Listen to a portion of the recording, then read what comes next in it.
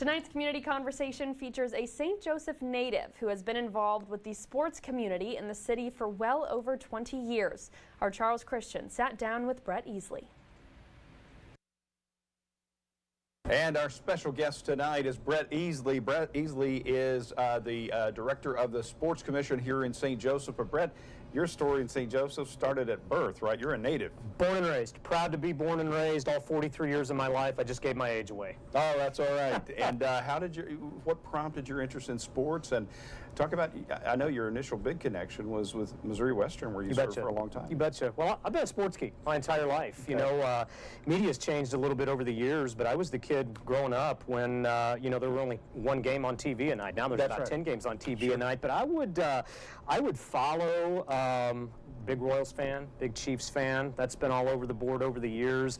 But I didn't just follow those teams. I followed a lot of teams. I could tell you who played what position.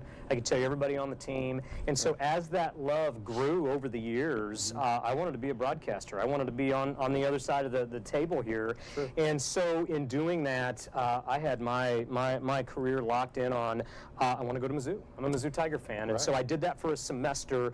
But when I got there, I probably chose Mizzou because I'm a Mizzou fan, but that's probably a bad reason to choose a school. And so I transferred back to Missouri Western, and what I tell everybody about Western, you can get anywhere from there. And for me, what that meant was they didn't have a broadcasting degree at that time, but I knew I wanted to work in sports. Right. And so Missouri Western gave me the opportunity to do that. And so, believe it or not, I was on the basketball staff in those days. People look at this 5'3", 128-pound stature and say, really, basketball? But I coached for 3 years. I got into administration, did some internal operations, and then I was in external relations for the last 14 years of my career. And after 21 years at Missouri Western, it was a good time for a career change. I had the opportunity to come on board at the Convention and Visitors Bureau in my role as the director of the Sports Commission and the director of development, which really looks at sports tourism, either creation of events or attracting events that fit here in St. Joe that drive economic impact and development.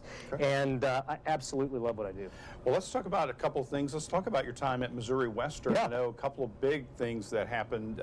One big thing that happened that you talk about a lot is getting the Chiefs to do training camp there. Talk about that process and what that's meant for the school and the city. Hard to believe that that's been, this will be year 12 of camp in St. Joe. Now, only 11 practice years because 2020 there was no practice. Right. But, you know, that was a labor of love for a number of people for a long time. Sure. And, you know, many folks know the Chiefs trained in River Falls, Wisconsin for almost 20 years. Right. And they did some major stadium work at Arrowhead Stadium in the late 2000s. And they needed some help with their project from the state of Missouri, and part of that was bring camp back to the state of Missouri. Sure. And there were some major leaders in legislation in Jeff City that were from this area, and they said, we can get you your help. We've also got a great place for you to bring your training camp. And so the camp was born. Missouri Western, St. Joseph, our county, and this region have really thrived as a result of that. You know, there's marketability and visibility that we could never pay for as a community, and especially as that brand has grown. Right. Patrick Mahomes, Travis Kelce, 6 straight AFC West Division titles.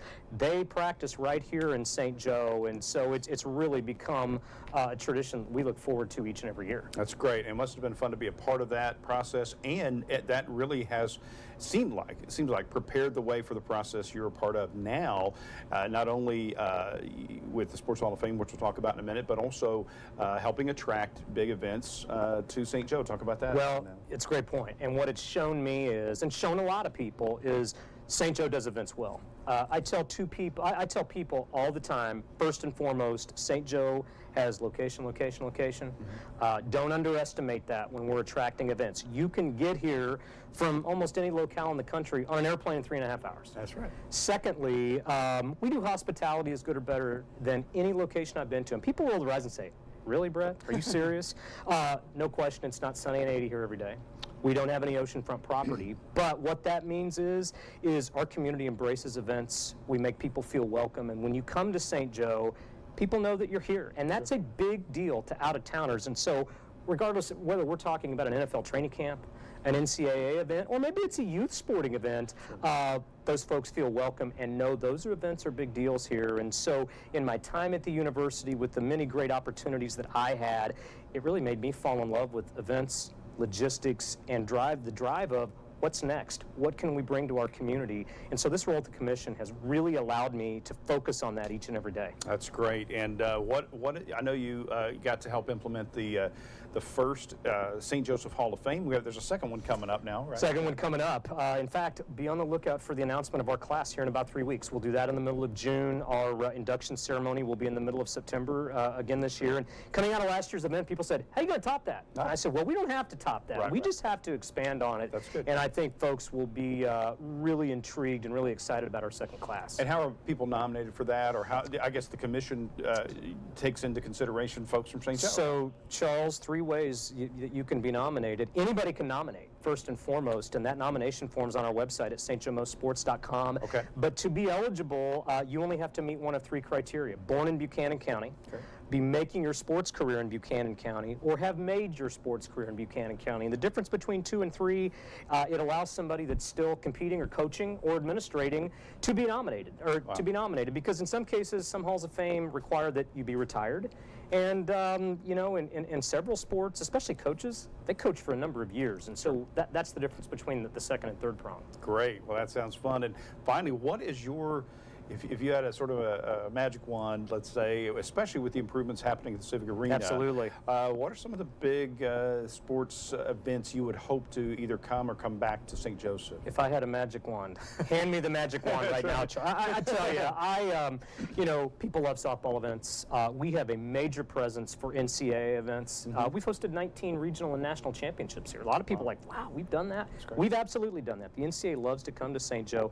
But if you gave me the magic wand, or maybe a blank check, we have some very good facilities here in St. Joe, but we need to continue to grow that. Yeah. And so when I look at needs, flexible space, indoor space, exhibition space, I call it the what do you want it to be this weekend space.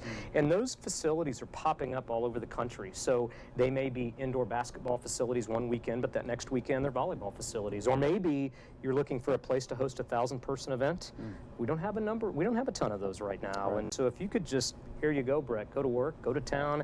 I'd love to take a look at what a major facility looks like that can be flexible to meet our community needs. Wow, looks like the possibilities are endless. Thank you very much for being here, Brett Esely of the St. Joseph Sports Commission, and thank you for watching this week's community conversation with Charles Christian, and we will have more news after the break.